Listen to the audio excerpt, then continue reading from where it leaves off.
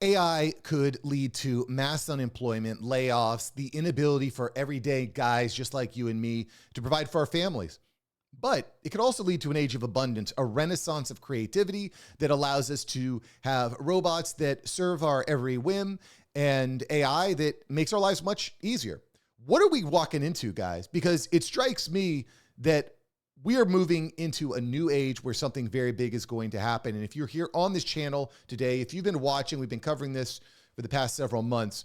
The guys over at the All In Podcast, the tech pros at the All In Podcast, paint a very interesting picture of where this is all going. And I felt that it would be important to share this today. So let's go ahead and listen along, share along, and write in the comments what you think, because believe it or not, you and me, we have a say in how this goes. And we're about to find out exactly how. Let's go ahead and watch. Data centers are spiking the cost of energy, or people are perceiving it to be doing so, in different geographies here in the United States. And I guess not wanting to be hated or get into wars with consumers, some big tech companies are standing down plans. Explain what's going on here, Chamath, and if this is a trend yet. By the way, we covered this exact topic in a video a couple days ago. I'll put a link to it up here. Data centers are spiking the cost for other people to share that energy grid. I put this out there when I wrote that because I do think that this is the beginning of a trend. Just to be very specific, Google was planning a $1 billion spend on a data center in Indianapolis County, or Indianapolis. And essentially what happened was there was enough pushback that it looked like if it went to vote in the city council, they would have voted against the approval of the data center, against the necessary zoning and other regulatory approvals. And so I think to avoid what would have been an awkward press cycle, Google just pulled it and said, don't worry, we're not going to do this here. Yeah, just so we're on the same page, what we're talking about here? These AI densitators are massive warehouses full of GPUs, microchips. They are very, very energy hungry. They require a lot of water to cool down the chips. And these are the necessary, this is all the stuff on the back end that makes the AI work on the front end. When you go to ChatGPT and ask a question, keeping it simple, these data centers are what's going to make it go. And we are seeing hundreds of billions of dollars being poured into data center construction. And by the way, it's going to lead to a massive, massive job influx, not just the direct jobs that are created from building and maintaining these data centers, but all the infrastructure that goes on around it. Anyway, let's let Chamath Palihapitiya continue with his point. And so that in and of itself, I think, is an isolated incident, except that in this same week, it happened 2 other times. In Wisconsin, there was a proposal very similar to Google's, but this time from Microsoft, where, again, those local residents got pretty upset. And in the 11th hour, Microsoft pulled it. And then in the third example, there was an attempt by an Amazon data center to get built near Tucson that I think also was mothballed. So why is this happening? When I tweeted this out, or when I posted it rather, the comments were pretty instructive. I think that there are 3 things. By the way, would you want one of these giant data centers built in your backyard? I'm just curious. Put in the comments below. I don't know how I'd feel about it, but let's hear what other people have given to Chamath as feedback. But put in the comments below. I'd like to hear from you. What do you think about having a $10 billion data center put in your backyard? Things that I took away from it. Thing number 1 is that people are seeing their prices of electricity go up in the local areas where the data centers are being built. The second is that people are worried about the water consumption of these data centers and the cost of water and the access to clean water, and that the plans to be net neutral on water consumption may or may not be real. So there's a concern there. And then the third that many of the people commented was about the actual noise pollution that it was creating. But I took a step back from this, and my thought is very simple, which is it actually speaks to one of 3 very important inflection points that we're dealing with on the AI side, right? So one of them we talked about last week, which is You can't have 50 state laws, right? It needs to come from the federal government so that there's one set of regulation and that there's clarity. So effectively what Sachs has been able to execute on the... Just a side note, I totally agree with this. You know, we're in an interesting period of time here. And again, you may disagree with me, where AI is going to drive all of the systems in the world. I mean, just yesterday, AWS was having problems and the entire internet went down. So if AI is going to be driving all of the systems, processes, products that we use, we need to have a centralized form of government that's going to say what isn't and isn't allowed. I don't see any way forward if this is solely a state issue. And by the way, I'm a states issue guy, but I also recognize that in order to be competitive on a global market, we're going to need to have a streamlined AI strategy and regulation that makes sense. You think about it. You have the SEC, the SEC. These are here. These regulators and decision makers are there to make sure that everybody's following the rules and staying aligned. And I think that we're going to need something like that for AI. Crypto side, I think his intention is to try to do this on the AI side, and I think the federal government needs to be given a chance to do that. Otherwise, locally in the United States, the only winners are going to be lawyers, and then we're going to create an own goal and China's going to win. Okay, second. By the way, I don't want the lawyers to win. I'm sorry if you're a lawyer watching this, but dude, I was in a deposition last month for 8 hours being grilled over an insurance policy I sold someone 8 years ago. Like, I'm done. I'm done with the attorneys. Sorry. We just talked about it, is the government needs to be the economic backstop to the US supply chain that powers AI, right? And we talked about all these things, the metals, the minerals, the rare earths, so that the tax that companies can extract are mostly market-driven and not exploitative and doesn't create air pockets in the funding cycle. Okay, so we talked about that. But here's the thing that nobody talks about. When you look at these data centers, I think what it's saying bottoms up is that these hyperscalers need to get these communities on their side. I think that there is no understanding of what a token is. What is a token? I don't think if you ask the average person on the street, they know what it is. What they know is that tokens are not jobs.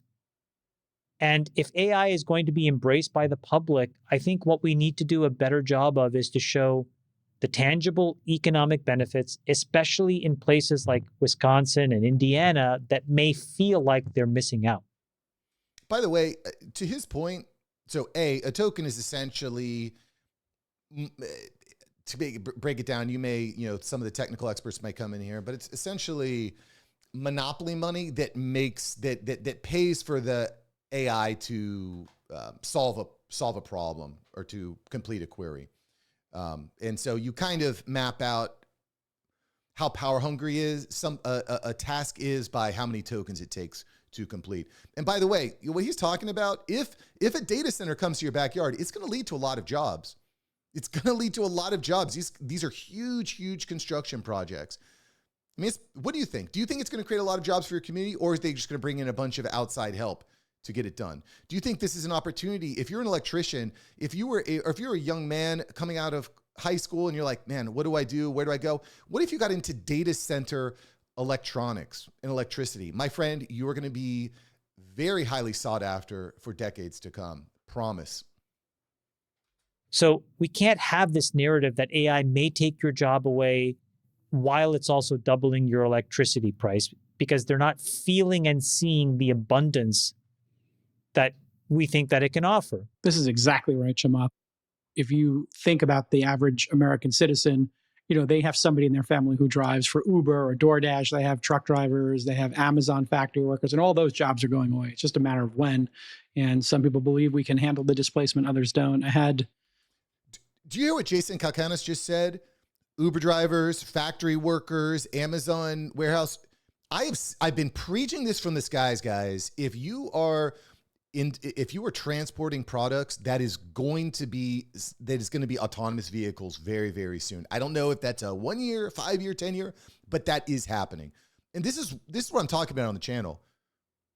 I mean, I think that I think this could go either way. This could be an age of abundance, but what I can say is there's going to be some short-term pain, boys. There's going to be some short-term pain. You're going to lose your job along with tens of millions of other people within a short window of time, and it's going to be a very difficult job market. How are you going to compete? That is the problem that has not been answered, in my opinion. Jason really locks it down there on those. I mean, gosh, how many transportation jobs are there? 5 million, 8 million transportation jobs? Gone within a 12-month period. Gone. Mark my words. Friedberg. Cal, my idea is you have to use the balance sheet of these big companies, use that free cash flow, and it can act as a cushion for a lot of what needs to happen. So yes, they can pay higher tariffs for electricity. They can also just frankly go and pay for some amount of the electricity bill of these local folks. They could pay for solar and storage if they wanted to. There's a plethora of ideas here where they probably are going to need to step into market to get folks on their side. And I think they have to do it. It's interesting you mentioned that because I just had Zach Dell from Base Power on This Week in Startups last week. And what they do is they put batteries on the side of your house, outside their square ones, so they're not as svelte as industrial ones, like industrial ones. And then they will fill those batteries when the electricity is cheap. They'll deploy it when it's expensive. They get the arbitrage. And I said to him on the show, like, they only charge consumers, I think, $500 or $1,000 to install it, just so they have some skin in the game. You don't have to rip your roof apart and put solar on. It's just batteries. And I said, well, why don't you do that and like do an entire neighborhood? Like when they build these 3,000 home infill neighborhoods, why don't you put them on every single one and then create a network for data centers? And he said, stand by. That's exactly what we're working on. So it kind of combines your idea. Sachs, I'd be down for that. You could put a battery on my home, and if it's going to save me money in the long run, I'm definitely down for it. And by the way, there's this idea that if there's people that are uber rich, that I somehow suffer. I have no problem with people being billionaires or trillionaires. I do not care. As long as my life is better, my security is better, my kids are good, I do not care. There's this for some reason, people get so upset when they see really rich people. And to be honest, I think that's envy, boys. If you've watched Seven, who's watched Seven? Who's watched Seven? Put in the comments below. You'll remember in the movie Seven, envy doesn't work out too well. I don't care. As long as my life is getting better, my wife is happy and not angry at me, my kids are happy and thriving, I do not care about how much money someone makes. That said, let's continue this conversation because it's starting to heat up. You can see that Chamath is really pro data center. Let's build them. How do we get the regular common man like you and me on board? And why won't they get on board? Why won't they get on board? I find it very interesting. And just a side note, I have talked about this in the past. One of the things I like about corporations is I understand their motivation. They are motivated to make money and push things forward. I do not trust or like people. I should say I don't like people, but I don't trust when I don't understand the motivation. I can understand the motivation of a big corporation or Chamath. He's trying to push forward the next generation of technology. That is what he's pushing forward. So I can respect that. All right, let's keep going. Czar, what are your thoughts on what Chamath points out which is the average working American and their perception of AI? You have job loss, you have electric bills going up, and then you have, hey, fake news, the reality, is this real or not? These Sora slop videos I'm seeing, it feels like there's a little bit of a trend towards a negative framing of the AI innovation, and maybe it's not going to help the bottom half of society. Are you seeing that? Do you believe it? And do you have plans to counter it? Well, what I see is that we just came off a quarter of 3.8% economic growth, of which 40% was attributable to AI. So in other words, if we didn't have this AI boom going on, by my math, our GDP growth rate in Q2 would have been 2.3% instead of 3.8%. So AI is the difference between having great GDP growth, say around 4%, and modest GDP growth around 2%. So it seems to me that everyone who wants to have a great economy should be supportive of this AI boom that's happening. The job loss narrative is just that. It's just a narrative. It's a story. The media loves to tell it. It's mostly theoretical. It's mostly anecdotal. You can point to a few jobs here and there, but there's no evidence of widespread job loss. This is just something that people are prognosticating about the future. And I mean, we see this in the I see this, guys, in the comments a lot. I mean, and let me be clear. Let me be clear, because a lot of the videos I post are that AI is taking thousands of jobs, or thousands of jobs are being replaced by AI. And listen, there are jobs that are being replaced by AI. These companies, like, I get it. I've run businesses. I'm running a business right now. I get it. It's way less expensive to leverage artificial intelligence than it is people. And you can see this in a lot of different organizations. We've covered video after video after video after video on this channel where the company says, we are improving efficiency in operations. We're rolling out this new AI. Oh, and also we're laying off 10,000 people. Coincidentally. I mean, Salesforce, I'll post a link to the video here. Salesforce the other day said we're using AI for customer service calls and we're laying off 45% of our customer service staff. So I actually really like David Sachs. I like what he's doing. I love that, what's happening to my crypto portfolio. Thank you. But to go in here and say that AI is not going to impact jobs, to me, is a little bit disingenuous. I'm sorry. I don't see how you can have both. And as a business owner, someone who's working hand-on-hand consulting businesses, it's way easier to leverage AI than it is people. Now, I will also say, in the organizations that I'm running, we're using AI as a way to enhance the productivity. We're not going in and just saying, hey, we're going to use the AI and we're going to fire 3 people or 30 people or 10% of the... We're not doing that.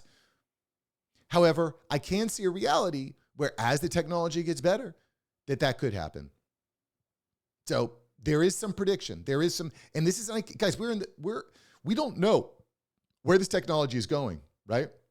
Who knows? Anyone who tells you they know exactly where this technology is going is lying to you. We just don't know. So it's a matter of perspective. Is this going to be scarcity, confusion, concern, or is this going to be all gas, no brakes? There's different mentalities here, and I'm trying to fairly kind of cover this. All right, let's let David finish his point. Every previous technological revolution that we've had, yes, the jobs have shifted, but they've shifted from more rote jobs to more sophisticated jobs that create a higher standard of living for everybody. The best example being that in the year 1900, 50% of the US economy was involved in agriculture. In other words, 1 out of every 2 people were farmers. By the year 2000, that number dropped to 2%. The difference, the 48% did not become unemployed. They went off and did other things. They worked in factories, for example, and they went into the services part of the economy. So I think what's going to happen here is that AI is going to enable people to shift their work to more gratifying and less rote parts of the economy that will increase productivity and standards of living for everybody. Biology has a really good way of explaining this. And I think this goes to the heart of why the job loss narrative is a fallacy, is because humans are end to end. What makes them really good and irreplaceable is that they can do an entire job end to end and they can pivot their objective and figure out what their objective should be. AI is not like that. It has to be told what to do. It has to be prompted. And then when it gives you a result, that result has to be validated to make sure it's not hallucinating. And then frequently you don't really get the result you're looking for. So you have to iterate and you have to reprompt and you go through this loop where you do it over and over again until you get something that's valuable. So in other words, humans do the things at the end. They do the prompting and validation. AI does the stuff in the middle. So as biology says, humans are end to end, AI is middle to middle. This is why fundamentally, I think that AI and humans will be very synergistic. AI will not be a replacement for humans. They're going to do the stuff in the middle that humans don't like to do. And it's going to allow humans to be much more productive. So right now, I'm very optimistic about this boom. And I do think that people who are criticizing... I should say, I do agree with this. I don't think that nobody's going to have anything to do anymore. Robots and AI are going to take over all of our jobs. They are, however, going to take over a percentage of the jobs. There's a lot of jobs that are being completed now. There's a lot of problems that are being solved by humans now that will be solved by AI. And my hope with the channel and this series that I've been recording on companies doing layoffs for AI is it's really it's done with the purpose, guys, of slapping you and waking you up and saying, hey, it's time to wake up, man, because at some point in the near future, you're going to get the call from your boss or your client that says, we don't need you anymore. And if you've been asleep at the wheel, you're going to be in trouble. My hope with these videos is it wakes you up. We talk about some different strategies and ways to make ourselves relevant because that call is coming. The problems that you're solving today are not the same problems you're going to be solving 5 years from now. It's going to be different. There's going to be some similarities, but as Sachs here says, you might be end to end. That's maybe if you're solving problems middle to middle, then those problems aren't going to need to be solved by you anymore. So are you ready to adapt to end? Are you afraid to use a prompt? Are you afraid to verify? Are you afraid to shift? That is not where we want to be, boys. That is not where, and our kids are relying on us, man. I don't know how many times I can say it. It should really think about whether they want the US to have 2% growth rates or 4% growth rates, because that's what we're really talking about here. Friedberg, CEO of Uber and Tesla, believe the opposite. They think these driver jobs are gone pretty quickly. The data showing there's a bit of a serious problem right now with young people getting jobs specifically because of AI. And obviously GDP is not wages. The people we're talking about who are affected by these job losses don't own equities. The top 50, 55% of the country own equities. So what do you think about this narrative? Do you think it's a false narrative, a true narrative, somewhere in between? Now we cover this, guys. College kids can't get jobs. I was close. I decided not to. I was close to, and don't take it's financial advice. I was close to just saying I'm not even going to invest in my kid's college fund because it doesn't seem like it has any worthwhile. I was actually at dinner with my wife and a couple friends the other day, and I kind of mentioned this. I'm like, why are we even sending our kids to college anymore? Because it's not leading to jobs. The reason you go to college is to get a good job, right? And she's like, well, her friend was like, well, I want my kids to have the college experience.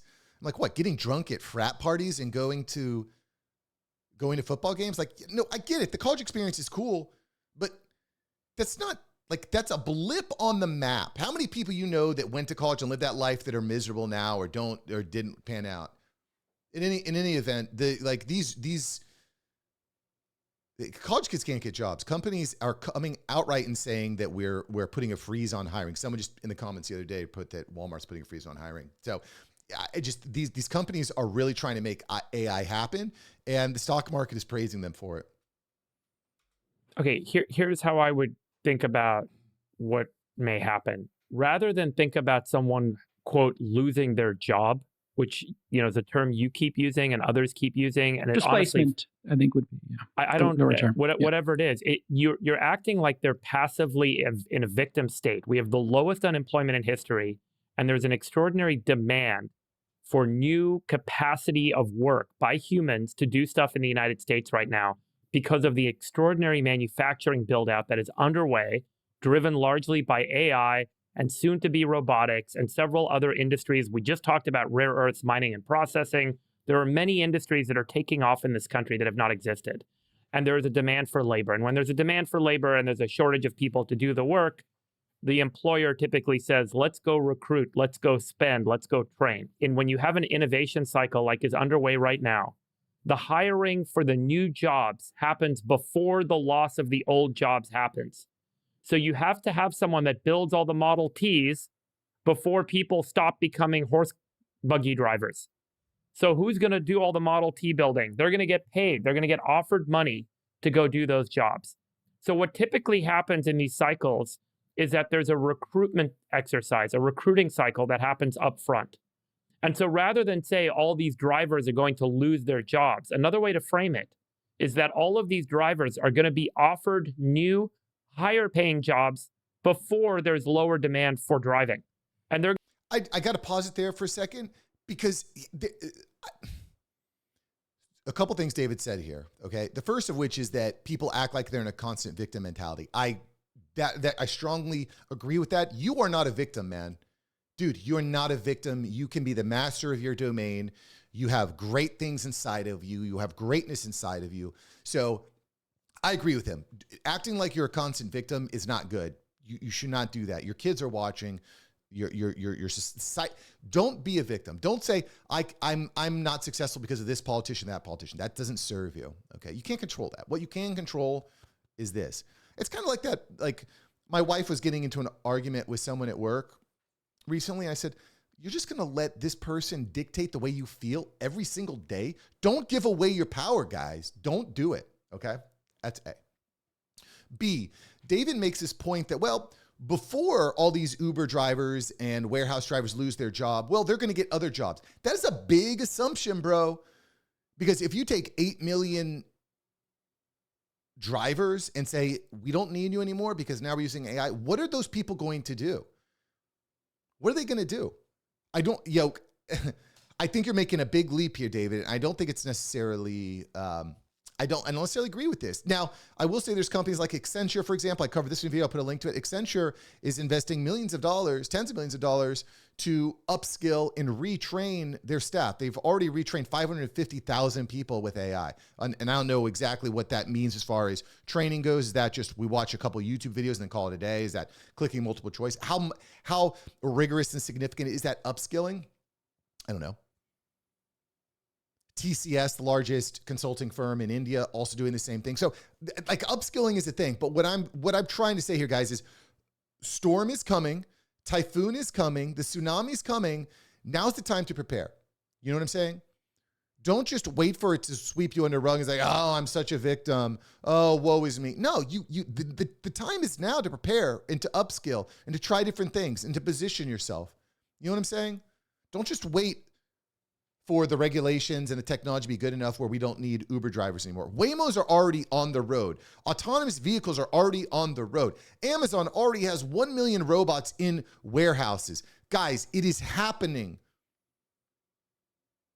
Coming into my comments and just crying about it and saying that you can't get ahead is not going to solve your problem. It might feel good. You might get the dopamine release, but it's not going to put food on your kid's table. All right. So again, I disagree with David here. But on a couple things, but I would say that, guys, don't be a victim. Don't give someone your power. I'm going to say I can go make twice as much money per hour by going over to take this new job. And then they're going to say, I'd rather do that than drive. I'm getting paid twice as much and I get to work on more interesting stuff. I like that. By the way, this sorry to cut him off again. There's the mentality in California where they say that, well, there's homeless people. Well, if we just build homes for them, then they'll have homes. But a lot of people in California, correct me if I'm wrong, they want to be homeless. They want to be vagabonds. They want to live on the streets, whether it's because they're mentally ill or they have, drug problems or whatever their issues is. You can't just make this assumption that people are going to say, there are people out there that like driving for Uber. It's just kind of like a release. They can lay back. They don't have to think too much. Not everybody wants to put on their thinking cap and solve these higher order problems. Now, I'm not going to say whether or not that's a good or bad thing. I think that, God calls you for something higher than the lowest. I don't want to call it low, but God calls you to be the best version of yourself, I believe. But let's not get it twisted. There are some people that don't want to achieve, they don't want to read books. They don't want to listen to educational podcasts. They don't want to to strive for greatness. I'm not going to say whether or not, that's just a reality, right? So saying, well, look, you won't have to drive for Uber anymore because now you can go and do electricity in a data center. There's a lot of people aren't going to want to do that. Now, I would encourage you to strive for greatness, to strive to be the best version of yourself, to strive to make an impact on your family now and in the future. I think we have an obligation to do that as men. But I also wanted to kind of reframe that. I just think that's an important point to make. That's how this is likely going to go. That is the more positive view on how what you're calling job displacement actually plays out in the U.S. economy in the decade ahead. A recruiting cycle precedes the elimination of old jobs that aren't needed anymore. That recruiting cycle is a net positive for people. They say, wow, that is an amazing improvement in my income, an improvement in my lifestyle. I get to work on more interesting things. My life is better because of it. And then years later, the demand for those old jobs starts to die down. But at that point, everyone's been recruited away anyway. So Friedberg, you mentioned the Model T putting all the horse and buggies out of business. And if we had today's media environment around back in the days of Henry Ford, that's exactly what they would have been bemoaning, is that all the horse and buggy guys are going to be put out of business. And part of the reason why that would have been a very bad take is because it's easy to see the people who are being displaced in the short term, like maybe the Uber drivers or something like that. But it's hard to see all the new industries and all the new businesses and all the new jobs that don't even exist yet that are going to be created. So for example, what were the downstream effects of the Model T? Well, first of all, it created this new kind of industrial assembly line which applied not just to cars, but to all sorts of goods. I mean, Henry Ford pioneered that. And that had huge ramifications for the US becoming the industrial power that it ultimately became, which led it to winning World War II. Then just in terms of the car, you had things like the build out of the interstate highway system. The tire industry. Yeah, but just you think about the highways, that led to Holiday Inn and hotels and motels and drive-through windows and McDonald's and car culture. And the taxi cab industry itself emerged. George Lucas got his start as a director by making the film American Graffiti, which was all about car culture in the 1950s. So that led to Star Wars. I mean, there's all these butterfly effects of the Model T being invented, which are absolutely massive. And it would have been impossible to foresee all of that stuff 100 years ago. When you have these new industrial revolutions or these new technological revolutions, it's going to increase the capacity of humans to design all sorts of new products, create all sorts of new businesses. And what we've seen is that this lump of labor fallacy, that you have all these humans that we don't know what to do with, so you have to just keep them busy, has always proven to be a fallacy throughout human history. And by the way, those... Totally agree with that. That's 100% true. We don't know what the new economy is going to look like. It's going to be different. We know that for sure. AI, robotics, augmented reality, cloud computing. The future is going to look different, guys. It's going to look different, but that doesn't mean it's going to necessarily be worse. It doesn't mean it's necessarily going to be better. I honestly, I'm optimistic. I think the future is going to be sick. I think it's going to be so cool, but we don't know. So again, the videos that I'm pumping out, and I just want to say this again, are not meant to doom and gloom you. It's meant to wake you up and say, if I don't act now, I'm going to be at a disadvantage in the future. Buggy drivers did not lose their jobs. They chose to go into one of these new industries where they were offered more money. I don't think this is the issue at all. I would say that when you look at Arizona, Indiana, and Wisconsin, what you are looking at are people whose jobs are not at risk today, tomorrow, or the next day because of AI. I don't think that's what it is. And I think that they probably on the margins benefit. The question is more, how are they getting information and how are they processing their point of view so that they show up to these local municipality meetings and essentially cancel progress? That is a very important thing to diagnose because it is not isolated. So I'm trying to ask the question, which I think is a more practical and important one, is what do we do to make sure that the narrative and the facts are clear? Because right now you're seeing very different and diverse pockets of people in largely purple and then some red states voting against the exact things we need to bring this abundance forward. And I think we need to figure out why and how that's happening and have a version that counteracts that. Otherwise, this will become more slowed. It will not go faster. I mean, I'll tell Chamath. Chamath, I'll tell you why. It's because, dude, Chamath, I love you. Okay. I'm just gonna put this out there that, there's a disconnect. There's a disconnect. You wear $1,000 t-shirts. You eat the finest foods at the most expensive restaurants. It's very hard for us to connect with you or to trust that you actually have what's in our best interest. Now, I agree that there can be a shared best interest, mutual assured construction. What's good for the goose is good for the gander. I believe that. I believe we can all win together in this new age. I believe that. But it's, when we look at a big corporation like a Microsoft or an NVIDIA, Meta, I'm not sitting there and saying this company just wants me to thrive. I think they want their shareholders to thrive. They want to generate more income, or they have a vision for a future where they are they are stamped in the history books forever. So as an everyday average dude, I don't necessarily think that their incentives, I don't think I'm high, me personally and my kids, I don't think that we're high up on the totem pole for them. I'm not saying that it's us or them, but I am saying that's an issue. And I'm for the data center construction. I think it's going to be huge. I think it's going to create tons of new jobs, tons of new opportunities. I'm for the progress there. I'm for the tech progress. Okay. And you guys might disagree with me. You're welcome to put that in the comments. I'm here for it. But what I will say is I don't want it in my backyard. I don't want my electricity bill going up. So we got to solve that problem. We got to solve that problem. I moved recently and there's tons of construction. And one of the things that I found is there's no good playgrounds. There's like some playgrounds, but they're small. It's like a swing and a swing set and a slide. But it's nothing that's going to keep my kid busy for an hour. You know what I mean? And upon more research, what I found is that these developers, these development companies, what are they doing? They're building buildings as quickly as possible, and they're not spending any resources on playgrounds. In fact, there is a rule in the county that if you're going to build for every resident or every residential home you add, you need to add green space. But instead of building playgrounds for the children, they're building dog parks. So now we have hundreds and hundreds of dog parks that aren't actually used. So like there's a disconnect. There's a disconnect there.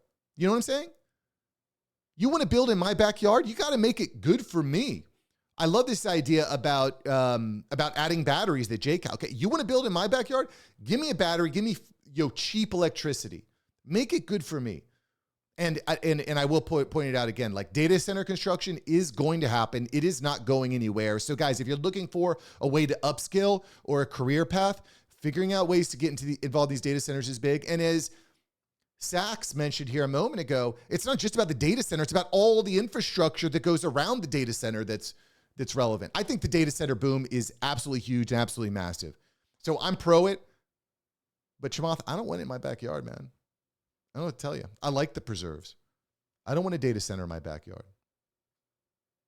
Well, you bring up a good point. There are, I'd say there's legitimate and illegitimate reasons to be skeptical of AI. So the one that you bring up, Chamath, that I think is very legitimate is that we are going to have to stand up a lot more electricity power generation. Otherwise, it could drive residential rates up, and that will create a backlash to AI and the build out of data centers, and we don't want that. So that's a legitimate issue that has to be solved. However, there are what I would call illegitimate reasons to fear AI, and that's got everything to do with the media environment and their spreading of all of these unproven narratives, in many cases based on contrived studies, where they're saying that there's going to be 50% job loss in the next few years, or you have all the Terminator type scenarios where AI is going to grow beyond our control. All of these doomer narratives that are being created that are scaring people. By the way, Elon Musk said there's a 20% chance that AI destroys the world, but it's worth it.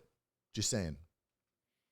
And creating a knee-jerk reaction at the state level, which we talked about last week, where there's now 1,000 bills going through state legislatures, mostly because the legislators feel a need to, quote unquote, do something, not because they know what they want to do. So there's a lot of unnecessary fear out there that's been created by the media and then by organizations and companies who have a regulatory capture agenda around this. I hear you. What I'm saying is we need to figure out how to fix this, because you can't have Google, Microsoft, and Amazon cancel essential projects that advance this entire sector and economy forward. We're not talking about some random fly-by-night business here. We're talking about 3 of the 5 pinnacle horsemen of the AI race that we are fielding on the field. Well, we're looking for suggestions. Do you have any off the top of your head? Do you think it's in education? Do you think it's in explaining the value of AI and how those people in those states would benefit from it? Or do you think it's just simple economics, lower their electricity bill? I think there are 2 things. The people in Indiana and Wisconsin said, again, electricity prices, water, and noise. I think that we can fix those problems. And I think we meaning our industry, and specifically the hyperscalers, need to start using these gobs of free cash that today public markets don't value anyways. It's not like Google, Amazon, Facebook gets credit for their cash. In fact, Facebook's stock price went up when they basically burned through all their cash. You want to see them invest. And so if you really want to take the CapEx around AI and make it a true super cycle, there's another avenue of where capital can be deployed. I would encourage the CEOs of these companies to wake up and get their act together and do it. Totally agree there. I mean, these companies are spending hundreds of billions of dollars. And it's like, there's people who are like, how am I going to pay my $200 electric bill this month? Or gas, food prices. I'm paying $250 a week for food now. Like, these companies are spending ungodly amounts of money. And so to sit there and be like, well, why can't we build there? It's like, dude, you're starting a $15 billion project in my backyard and I'm struggling to pay for eggs. I'm not going to, listen, I'm for the data centers, but there is a disconnect. Chamath hit the nail on the head. But what I will say is this here, guys. I think that there is going to be money coming to us. There's going to be financial incentives. When the money comes, don't take this financial advice, but for me, when the money comes, when the batteries come, when opportunities come for me, I'm not just going to burn that cash on a new car. I'm going to invest that money into the stock market, into maybe some business opportunities. I'm going to invest that money wisely so that it pays me back. We've talked about this a lot on the channel, how to be successful in this new AI-driven world. We need to have assets that work for us. Guys, do not go out and spend it on a new TV and a new car. Those are liabilities. They depreciate in value. Buy things that appreciate in value, okay? Maybe it's land. Maybe it's stocks. Maybe it's Bitcoin. Maybe it's a 401k. But this is something that happened a few years ago back during COVID, okay? COVID lockdowns, you can't work, you can't go to church, you can't even go to I got kicked out. I had my kids at a playground, just me and my kids. It got kicked out by the cops, okay? Don't get me on the on a COVID rant here, okay? But you can't go out or do anything. Here's a $700 check per month to pay. But you know what happened with that money? That money went straight to the top. Guys, when you get money, when you get free cash, 10% tithe, 10% investment, the rest is for bills, entertainment, and what have you. But you need to invest that money, guys. Don't just spend it. Pay down any debt you have, pay it down as quickly as and aggressively as possible. Maybe I should record a video on paying down mortgages and car loans, but pay down your debt. Pay down your credit card debt. Don't go out and buy a car, guys. That's number one. And then the second thing is I think that we need to have better spokesmen for our industry. So meaning every time you see somebody talking about all these navel-gazing technologies and then can't translate it into simple English into product value. For example, this week, on the one side, we have Anthropic AI Doomerism that Sachs had to confront. But then on the other side, there were all of these people that got freaked out because OpenAI wants to push towards erotica. And all they could think of was the impact to their children. Again, this is not necessarily true or not true.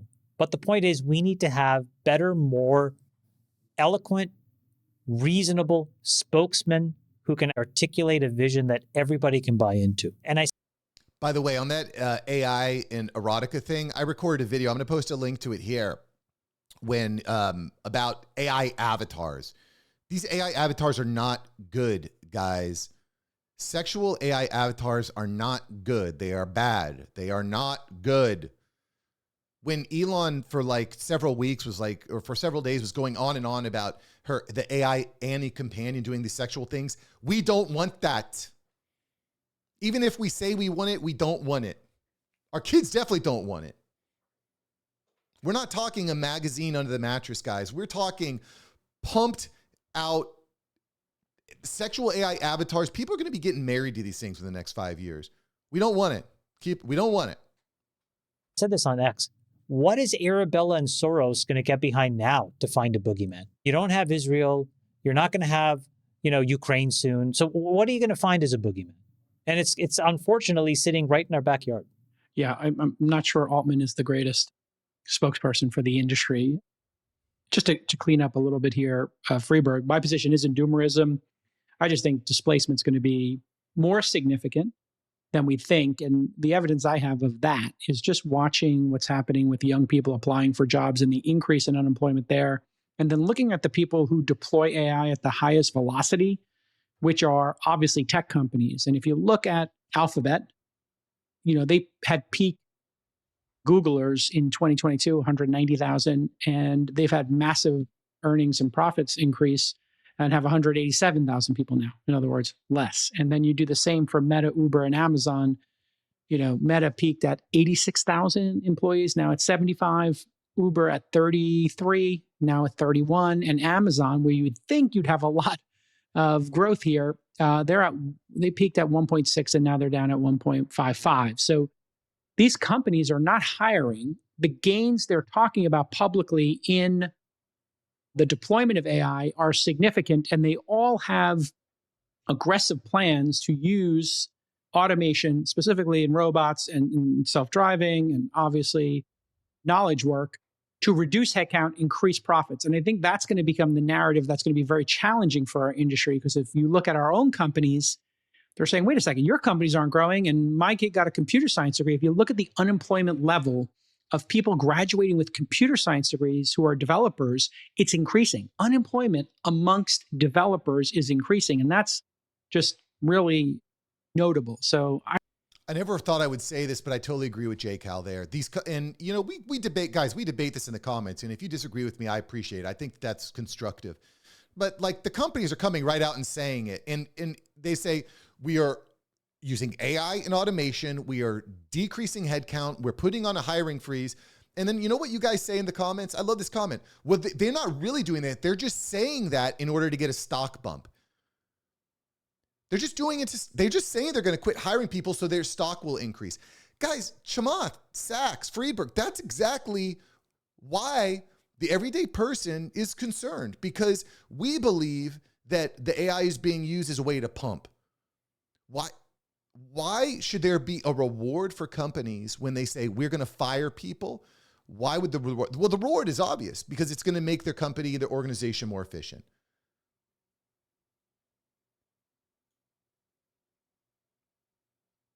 But don't sit here and say, well, you know, we need to figure out a different way. You want everyone to get on board with this. You need to paint a picture that is believable.